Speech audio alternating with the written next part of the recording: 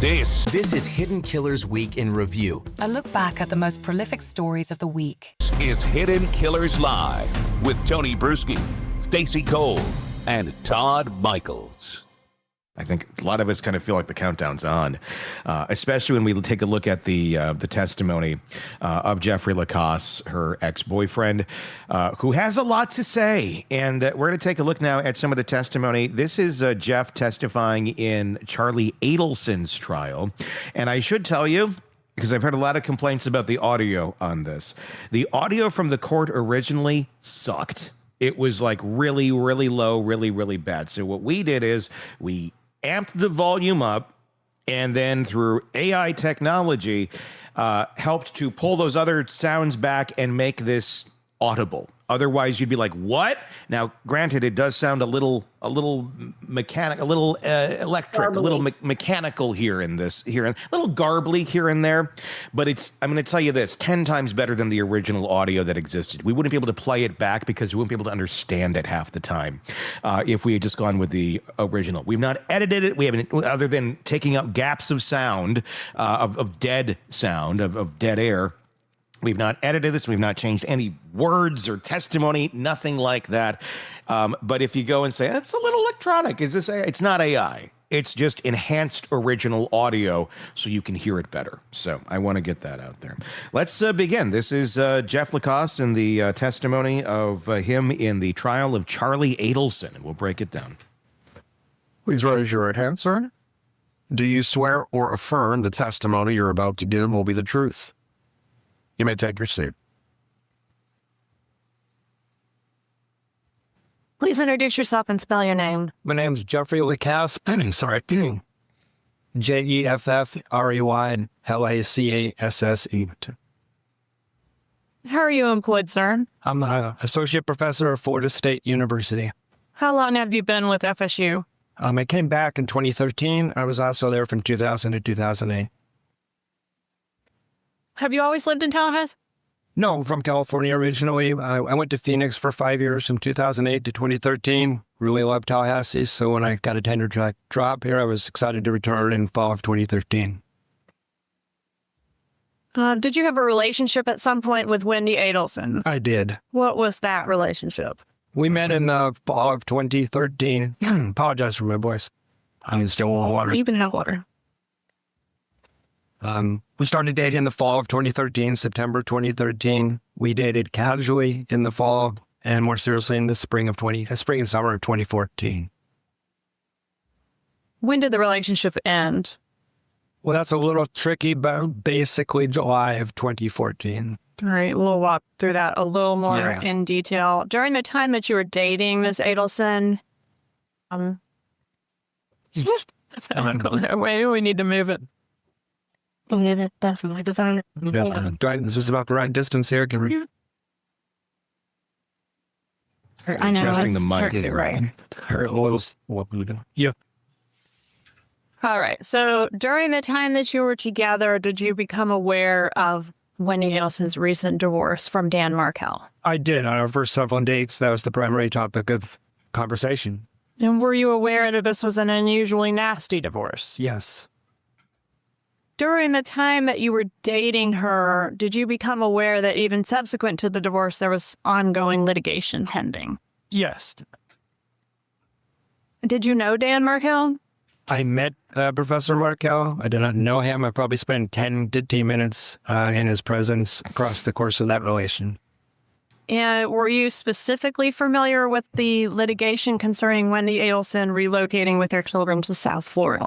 Yes, that was the topic of conversation. If you know, did Wendy want that relocation to take place?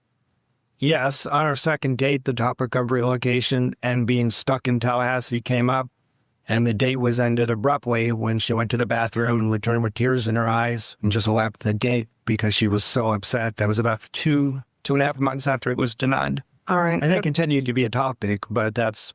But that issue seemed to be specifically what was upsetting her on that day? Definitely was she. She left the group date suddenly because it came up. All right. And did she have family in South Florida? Yes. And what family was that? Well, my brother, Charlie Adelson, Harvey Adelson, her father, and Donna Adelson, her mother, were the ones primarily that I heard about. Were you also familiar with the litigation seeking to limit the exposure of Wendy Adelson's young sons to her mom, Donna Adelson? Yes, in spring of 2014, yes. And did you observe Wendy to be taking that filing seriously? Did she seem stressed or worried about it? Every filing, she took seriously. When she was stressed, I reported to TPD that every time a motion was filed, it affected our relationship because she's very upset. During the time that you were in a relationship with Wendy, did you have an occasion to meet her family members in South Florida? I did. Well, I met her parents mostly up here. So I met Donna and Harvey Adelson probably 8 to 12 times here. I met the defendant down in South Florida one time. All right, so you only met Charlie Adelson one time. That's correct. When was that? That was the evening of March 11, 2014. And had you already met the parents several times at that point? Yes, probably 6 8 times of that day, maybe more. So they came here quite frequently. Yes. What about Catherine McGowan? Did you meet her? She was present at the dinner that I attended on March 11th, where it was myself, the defendant, Wendy Adelson, and her went to dinner that evening, March. You're saying the defendant. Do you see the person in the courtroom Yes. that you had dinner with? Who's that? And it's Charles Adelson, known to me as Charlie. Could you point him out and describe what he's wearing? Yeah, he's sitting in the center of the defense table wearing a light blue tie and a navy blue sports coat. Yes. And so Catherine McGowan, how was she related to this family or affiliated with the family? I was introduced to her as Charlie's new girlfriend, essentially. And was it your understanding that this was the first time that Wendy was meeting Catherine McGowan as well? That was my understanding. She was excited about Catherine McGowan. Well, his main patient, yes.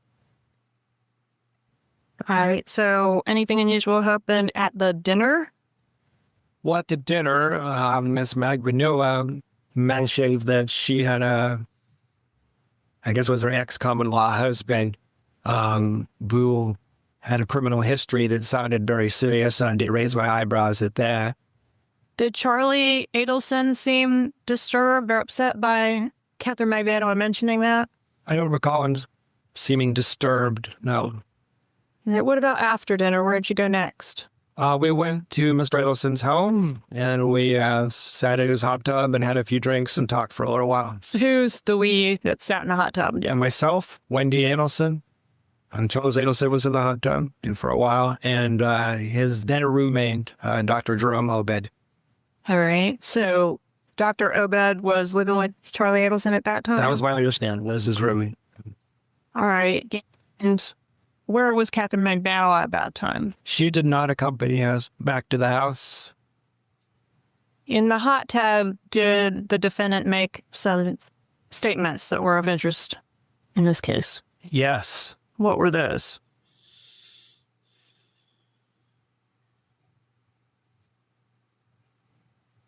I continue. More, They had a short objection there.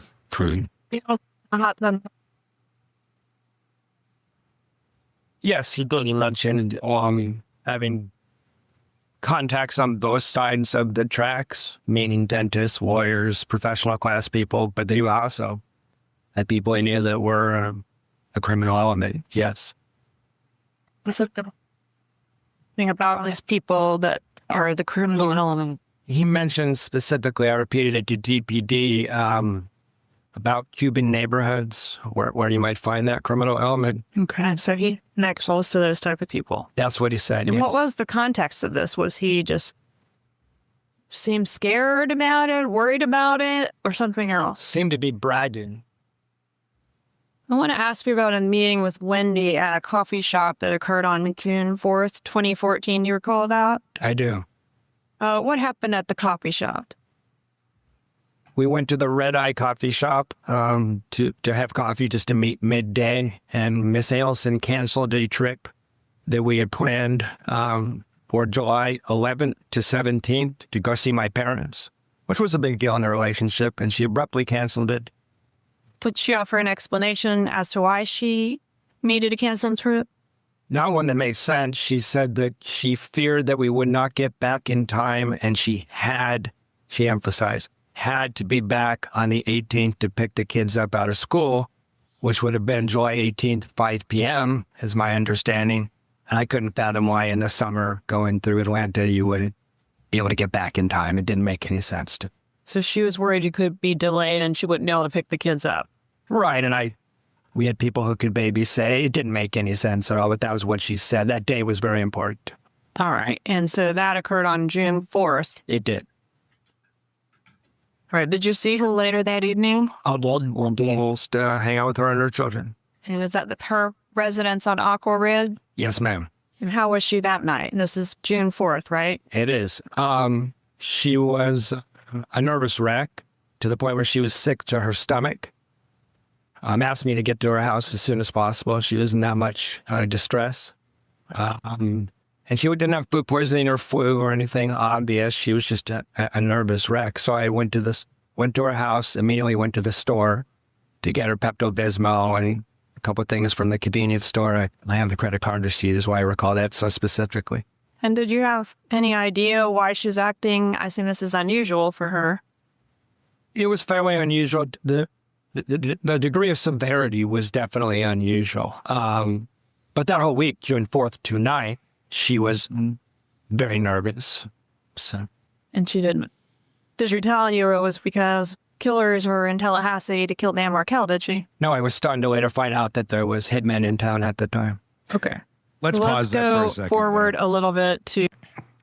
Let's kind of go over what we have seen her or seen here in this this testimony. I'm trying to figure out and try to get a grasp on Wendy, because early on he said that Wendy's getting upset at every single filing that happens in this divorce. And look, at the when you first get into that world, it can be very upsetting, without a doubt. Because I mean, nobody really wants to be there, but you're there, and yes, it can be upsetting.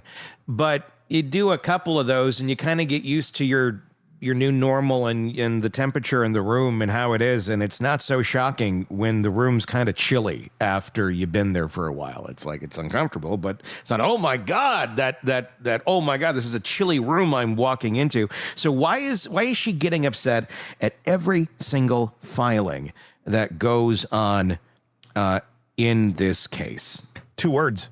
Yeah. Don't forget about Donna Adelson. Exactly. There it is.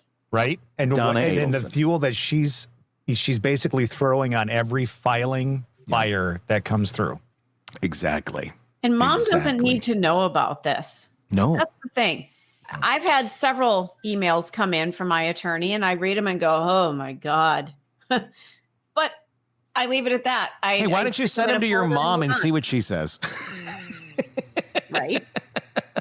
I mean, really. I mean, that's if you, and this is where everyone has to understand the enmeshment is what this is about. Yeah. Wendy has been bred essentially by her mother, conditioned by her mother to run everything by her mother. No matter what it is, all decisions, even as a 30-some-year-old adult woman with children, Donna has to be the one that puts the rubber stamp on it. Otherwise, it ain't safe. And this is in the mind of Wendy. This is my interpretation of just someone in that situation and likely what Wendy was feeling. Obviously, I can't speak for Wendy, but it's not safe. So what's mom going to think? And when you go to mom for something like that, what you ideally would get is some sort of stability, not more anxiety, not more, oh my God, well, what if he does this? You better start putting on the best acting skills of your life, Wendy, because if you don't, this is going to happen. You're going to ruin this life. You're going to ruin that life. Harvey's life is ruined. My life is ruined. The gerbil you had in 3rd grade. We buried him in the backyard next to the teeter-totter. That gerbil's life ruined because of you bitch. Anyway, that's probably how that went. The Hidden Killers Live players, ladies and gentlemen. Nice round of applause for today's performance. That was something. I appreciate it. But that's what's going on. It's not, okay, honey, let's figure this out. Let's look at this with, as Robin says, a loving critic. Mom should be a loving critic, not someone standing there with a flamethrower and barrels of gasoline and a cigarette in her mouth. Because that's essentially what Donna Adelson has been to her children. One of them got the hell out of Dodge. The other two continued to play along. One decided to go to the other side of the tracks and get more ammo for Mom and more gasoline. Mom would probably like more of this. It seems she likes gasoline and shit. Let's go get more. So that's Charlie. And then over here, you have Wendy, who's bringing her these problems. And there's no calming. There's no, hey, we got to figure this out. What's going to be best for the kids, number one, should be the number one goal in that conversation. If you truly give a damn about your offspring. And then, number two, okay, what's going to be best for your daughter? But quite often the answer to those questions will be answered by what's best for the children. And because the little kids, Wendy's kids, are now the children and the priority, Wendy ain't the priority anymore. Donna ain't the priority anymore. You have to do what's best by those children. And all Donna is doing is what's best by Donna. And all Wendy knows is what is to do best by Donna. So she has to bring everything to her, and Donna brings scare. Woo! It's going to get bad. It's going to get horrible. The only solution is what I'm going to offer you. And early on, it's litigation. It's, threaten him with this, do this. It's behind the scenes stuff. It's dress the kids up like Nazis and Hitler Youth. And literally, if you're like, that sounds insane, are you making that up? No, it's part of this story. She actually contemplates dressing her Jewish grandchildren up like Hitler Youth as a way to get back at Dan Markel. It's insane. And these solutions obviously can probably be very upsetting to Wendy, but she knows the solutions just keep going. And while she's upset at every filing, the absurd level of her being upset at that very moment, right before all this goes down, is very telling, especially if it's off the charts higher, according to Lacasse here, as in comparison to the other times that she's been very upset.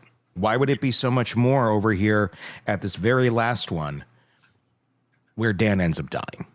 Want more on this case and others? Then press subscribe now and don't miss a moment of true crime coverage from Tony Brueski and the Hidden Killers podcast.